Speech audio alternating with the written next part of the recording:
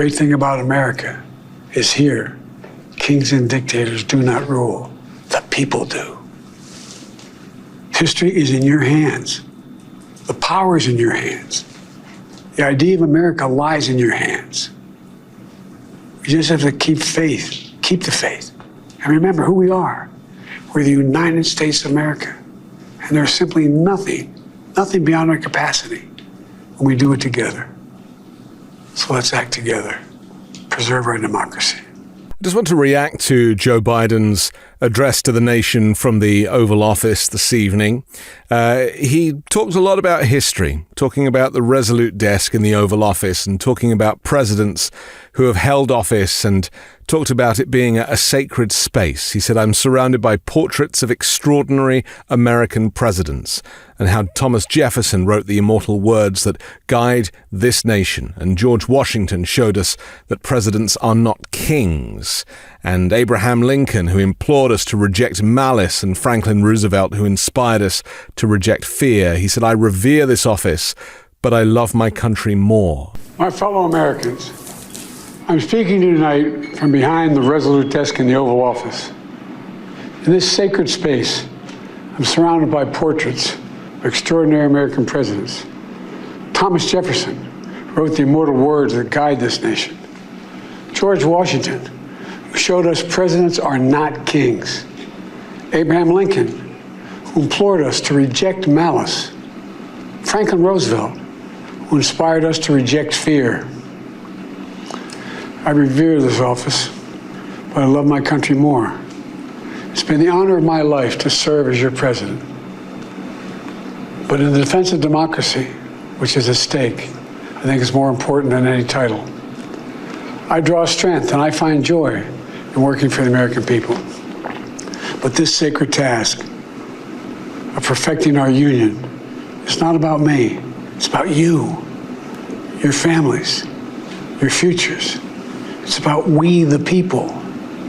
And we can never forget that. It was a very moving speech from Joe Biden. He didn't name Donald Trump directly, but he did talk about the threat to democracy and said that the best way to deal with it was that, although he believed he'd done well enough to merit a second term as president, he said he would step aside and let another candidate lead. He said the best way forward is to pass the torch to a new generation. He said that's the best way to unite our nation. He said there's a time and a place for long years of experience in public life. There's also a time and a place for new voices, fresh voices, younger voices. And that time and place is now. I believe my record as president, my leadership in the world, my vision for America's future, all merited a second term. But nothing can come in the way of saving our democracy. That includes personal ambition. So I've decided the best way forward is to pass the torch to a new generation. That's the best way to unite our nation. You know, there is a time and a place for long years of experience in public life. There's also a time and a place for new voices, fresh voices, yes, younger voices. And that time and place is now. Very moving to talk about the size of the responsibility in this language. And he went on to say that he would continue fighting for his priorities in his final 6 months in office. And then he also said something very interesting, which I'm very pleased he did. He said he wants to pursue reforms to the Supreme Court. And as we know, the decisions that the 6-member conservative supermajority has handed down during his time in office include the reversal of Roe versus Wade, include the reversal of the Chevron decision, things that will impact us every single day. So he said, I'm going to call for Supreme Court reform because this is critical to our democracy. Whether he calls for it or does anything about it himself, I don't know, but it'd be very, very interesting to see how Joe Biden goes forward in these last few months, dealing with a Supreme Court that is extreme, far-right and Christian nationalist under Donald Trump's appointments. Over the next 6 months, I'll be focused on doing my job as president. That means I'll continue to lower costs for hardworking families, grow our economy. I'll keep defending our personal freedoms and our civil rights, from the right to vote to the right to choose. I'll keep calling out hate and extremism. Make it clear there is no place in America for political violence or any violence ever, period. I'm going to keep speaking out to protect our kids from gun violence. Our planet from climate crisis is the existential threat. And I will keep fighting for my cancer moonshot so we can end cancer as we know it, because we can do it. And I'm going to call for Supreme Court reform because this is critical to our democracy, Supreme Court reform. You know, I will keep working to ensure America remains strong and secure and the leader of the free world. I'm the first president in this century to report to the American people that the United States is not at war anywhere in the world. We'll keep rallying a coalition of proud nations to stop Putin from taking over Ukraine and doing more damage. We'll keep NATO stronger, and I'll make it more powerful and more united than any time in all of our history. I'll keep doing the same for our allies in the Pacific. You know, when I came to office, the conventional wisdom was that China would inevitably surpass the United States. That's not the case anymore. And I'm going to keep working to end the war in Gaza, bring home all the hostages, and bring peace and security to the Middle East and end this war. We're also working around the clock to bring home Americans being unjustly detained all around the world. And then he repeated his endorsement of Kamala Harris that he'd made right after ending his re-election campaign. He said that the vice president is prepared to take his place. He said, in a few months, the American people choose the course of America's future. He said, I made my choice. I made my views known. I would like to thank our great Vice President Kamala Harris. She's experienced, she's tough, she's capable. She's been an incredible partner to me and a leader for our country. Now the choice is up to you, the American people. In just a few months, the American people will choose the course of America's future. I made my choice. I've made my views known. I would like to thank our great Vice President Kamala Harris. She's experienced, she's tough, she's capable. She's been an incredible partner to me and a leader for our country. Now the choice is up to you, the American people.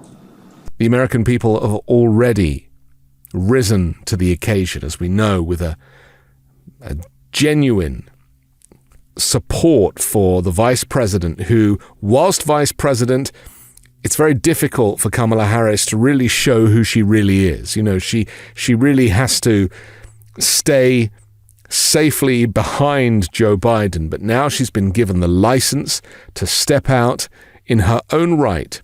I think you're going to see a very different Kamala Harris, and one that is entirely capable of rising to the occasion of the office of president. He intends to give tax breaks to billionaires and big corporations and make working families foot the bill.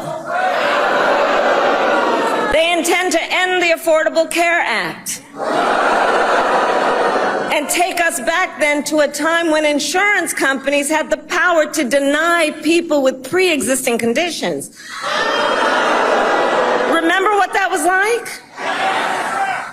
Children with asthma, women who survived breast cancer, grandparents with diabetes. America has tried these failed economic policies before, but we are not going back. We are not going back. Not going back. We're not going back. And then as he closed his speech, Biden again alluded to the threat that he argues Donald Trump poses to America's democracy. And I'm prepared to say that most people now realize quite how serious that threat is. He said that the choice of president is up to you, the American people. And then he referenced a comment made by founding father Benjamin Franklin to indicate that he believes the fate of the US system of government is on the line. He said when Ben Franklin was asked as he emerged from the convention going on whether the founders have given America a monarchy or a republic, Franklin's response was, a republic if you can keep it. When you make that choice, remember the words of Benjamin Franklin hanging on my wall here in the Oval Office, alongside the busts of Dr. King and Rosa Parks and Cesar Chavez. When Ben Franklin was asked, as he emerged from the convention going on, whether the founders have given America a monarchy or republic, Franklin's response was, a republic, if you can keep it. A republic, if you can keep it. Whether we keep our republic is now in your hands. Whether we keep our republic is now in your hands, Joe Biden said. So, a very powerful speech from a president who has served the nation not just in these last 3.5 years, but over 50 years as a public servant. A very powerful message from a very impassioned president who recognizes that whilst his moment in the spotlight is coming to an end, the Democrats now themselves need to tie up all the loose ends, expose fascism from the MAGA Republicans, expose Project 2025, expose Agenda 47, and all of these headings that are given to an agenda that is so far from what American people are used to. And that is a civilized system of government where all types are able to work in the public arena.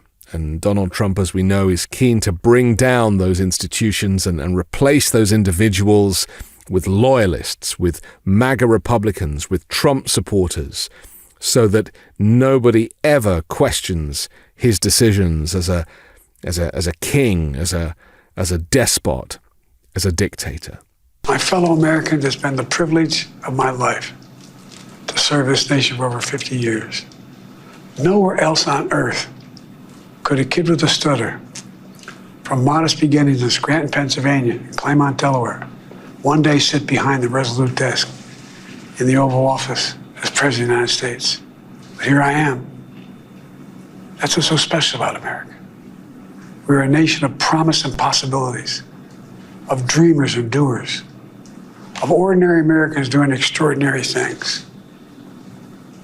I've given my heart and my soul to our nation, like so many others. I've been blessed a million times in return with the love and support of the American people. I hope you have some idea how grateful I am to all of you. The great thing about America is here, kings and dictators do not rule, the people do. History is in your hands. The power is in your hands. The idea of America lies in your hands. You just have to keep faith, keep the faith, and remember who we are. We're the United States of America, and there's simply nothing beyond our capacity when we do it together. So let's act together, preserve our democracy. God bless you all.